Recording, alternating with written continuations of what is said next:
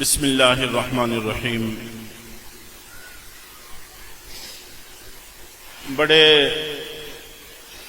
مختصر سے وقت میں ایک بات دو مثالوں سے سمجھانے کی کوشش کروں گا۔ اللہ تعالیٰ مجھے بھی اور ہم سب کو سمجھنے کی اور قدر کی توفیق عطا فرمائے۔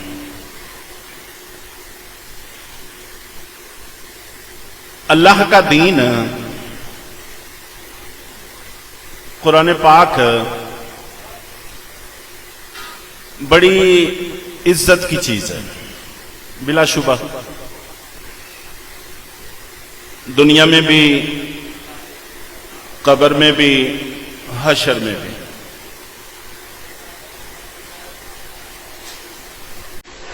لیکن اللہ رب العزت نے اس پر تنگی کا ایک پردہ ڈال دیا جو ہمیں نظر آتا ہے، ہوتا نہیں ہے۔ جیسے وہ مشہور حدیث آپ نے سنی ہے نا جی، اللہ تعالیٰ نے جنت بنائی، جبریل کو کہا کہ دیکھ کے آؤ، دیکھ کے آئے تو تبصرہ فرمانے کا حکم دیا، تو جبریل نے تبصرہ کیا کہ کوئی بھی پیچھے نہیں رہے گا، سب جنت میں جائیں گے۔ اللہ تعالیٰ نے جنت کو بھی ایک پردے سے ڈھانپ دیا، وہ نظر آتا ہے، لگتا ہے، محسوس ہوتا ہے، ہوتا نہیں ہے۔ اور فرمایا کہ اب دیکھ کے آؤ۔ اب جب دیکھا تو فرمایا کہ شاید کوئی ٹاما ٹاما ہی جائے گا، کوئی۔ اسی طرح جہنم، تو جبریل دیکھ کے آئے، فرمایا کہ اس میں کوئی نہیں جائے گا، جو بھی سنے گا ڈر جائے گا اور ڈر کے زندگی گزارے گا۔ اللہ تعالیٰ نے اس کو بھی خواہشات کے پردے سے ڈھانپ دیا، وہ بھی نظر آتا ہے، ہوتا نہیں ہے۔ پوچھا کہ اب دیکھ کے آؤ، دیکھ کے آئے، تبصرہ کیا کہ اب تو شاید ہی کوئی اس سے بچے گا۔ اسی طرح یہ دین اللہ کی نظر میں بڑی عزت کی چیز ہے، بڑی قدر کی چیز ہے۔ اس پر اللہ نے ایک پردہ ڈالا ہے، تنگی کا، مسکنت کا، غریبی کا، جو نظر آتا ہے، ہوتا نہیں ہے، نظر آتا ہے۔ اور یہ ڈالنے کی وجہ خدا نہ خواستہ دین کی قدر کم کرنا مقصود نہیں تھا، بلکہ دین کو ناقدروں سے بچانا مقصود ہے، تاکہ یہ دین ناقدروں سے بچ جائے۔ اس لیے پردہ ڈالا ہے، اس لیے نہیں ڈالا کہ خدا نہ خواستہ اللہ نہ کرے دین کی عزت، اس کی قدر، اس کی اہمیت کم ہو، اس لیے نہیں ڈالا۔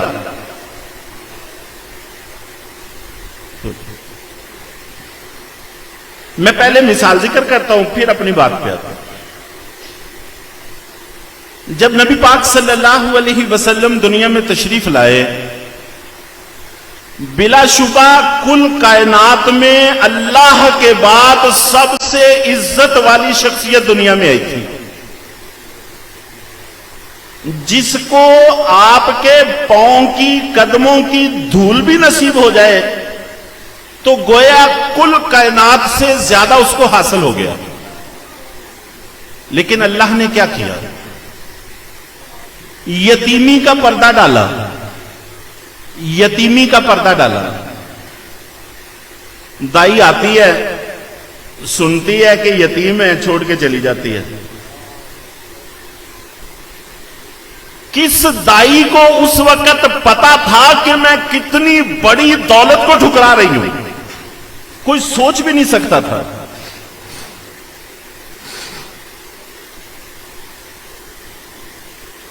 حلیمہ آئیں، انہوں نے یہ کہہ کر کہ یتیم ہیں تو کوئی بات نہیں، اللہ راضی ہوں گے، گود میں لے لیا. ہر دائی آتی ہے منہ موڑ کے چلی جاتی ہے. یہ جو یتیمی کا پردہ ڈالا تھا اور دائیاں وہاں سے منہ موڑ کے جا رہی تھیں، یہ یتیمی کا پردہ اس لیے نہیں ڈالا تھا کہ خدا نہ خواستہ اللہ نہ کرے آپ کی کوئی شان کم کرنا مقصود ہے، آپ کی قدر اور اہمیت میں کمی لانا مقصود ہے. ایسا مقصد نہیں تھا. اللہ کا مقصد یہ تھا کہ نہ قدروں سے اللہ کے رسول کی حفاظت ہو. یہ وہ دولت ہے جو قدر دان کے ہاتھ میں تو آئے، نہ قدرے کے ہاتھ میں نہ چلی جائے. اگر پہلے سے بتا دیا جاتا کہ یہ جو تمہیں یتیمی نظر آ رہی ہے یہ تو وہ ذات ہے جو کل کائنات کے یتیموں کا آسرا بنے گی، گود میں لے کے تو دیکھو. پہلے بتا دیا جاتا تو کوئی چھوڑتی. لیکن اللہ ایسی دولتوں کو نہ قدروں سے بچاتے ہیں. پھر جس نے لے لیا حلیمہ نے، اس کا نام محفوظ، اس کا خاندان محفوظ، اس کے رہائش کی جگہیں اور علامتیں محفوظ، اور اس کی قبر کے نشانات محفوظ. اور آج شاید کوئی گلی محلہ ایسا ہو کہ جس میں حلیمہ نام کی کوئی نہ کوئی خاتون نہ ہو. ہر چیز کو تحفظ ملا. اور جیسے ہی گود میں لیا اللہ نے ایسا دودھ پیدا کیا. حضور بھی سیر ہوتے ہیں، جو پہلے بچہ بھوک سے روتا تھا وہ بھی سیر ہوتا ہے. سواری جو سب سے پیچھے رہ گئی تھی وہ سب سے آگے چلتی ہے. اور قحط کے زمانے میں بکریاں سب کی بھوکی آتی ہیں، یہ بڑے پیٹ بڑے تھن لے کے آتی ہیں. اور وہ دائیاں کہتی ہیں کہ اپنے چرواہوں کو کہ بکریوں کو وہاں چراؤ جہاں حلیمہ کی بکریاں چرتی ہیں. کسی کو کیا پتا تھا کہ یہ اللہ کے خزانوں کی چراگاہوں میں چرتی ہیں. اس کے گھر کے برتن جو ہر وقت خالی رہتے تھے، اب دودھ ڈالنے کے لیے کوئی برتن نہیں بچتا. ایسی بہاریں اللہ نے عطا فرمائی.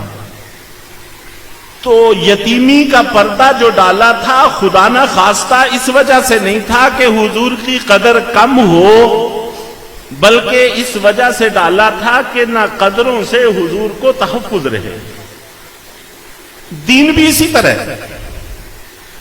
آج اگر پتہ چل جائے سب کو، یا کوئی قانون پاس ہو جائے کہ جو درس نظامی پڑھا ہوگا، جو حافظ قرآن ہوگا، جج بھی وہی ہوگا، مجسٹریٹ بھی وہی ہوگا، ڈی سی بھی وہی ہوگا، سی پی بھی وہی ہوگا، اور فلاں بھی ایم این اے بھی وہی ہوگا، ایم پی اے بھی وہی ہوگا، وزیر بھی وہی ہوگا، مشیر بھی وہی ہوگا، تو کسی غریب کو کوئی مدرسے میں داخل ہونے دے گا؟